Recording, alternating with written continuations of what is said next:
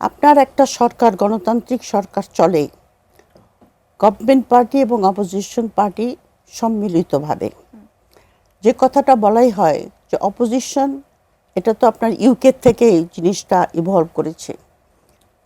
Opposition is the loyal, her majesty's loyal opposition, মানে রাষ্ট্রের loyal opposition. সে আপনার অপোজিশনটা ওই জন্য যে সরকারের ভুল ত্রুটিগুলি ধরিয়ে দেওয়ার জন্য। তো আপনি দুটা ব্যাপার, একটা হলো যে আপনার পার্লামেন্টে একটা পার্লামেন্টারি অপোজিশন দুর্বল থাকতে পারে।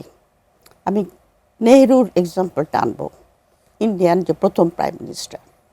উনি যখন প্রাইম মিনিস্টার হন তখন ওনার অপোজিশন ছিল অত্যন্ত দুর্বল, কয়েকজন মাত্র ছিল পার্লামেন্টে, বেশিরভাগই কংগ্রেস থেকে জিতে এসেছিল। কিন্তু নেহেরু আপনার অপোজিশনকে গ্রো করার জন্য, অপোজিশনকে ইনস্টিটিউশন হিসাবে গ্রো করার জন্য, অপোজিশনকে যতখানি টাইম দেওয়া দরকার তার চেয়ে বেশি টাইম দিয়েছেন উনি।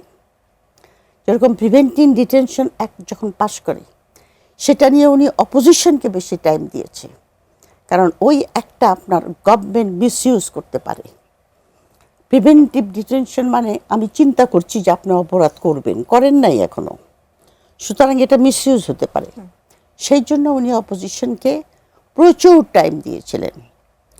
একটা ইনস্টিটিউশনকে গ্রো করার দায়িত্ব সবার, বিশেষত বিএনপি যখন একটা পুরানো দল, উনি নিজেই বলেছেন যে তার অপোজিশনেও ছিল, সরকারেও ছিল, তাদের দায়িত্বের মধ্যে এখন পড়ে কিন্তু অপোজিশনকে গ্রো করার জন্য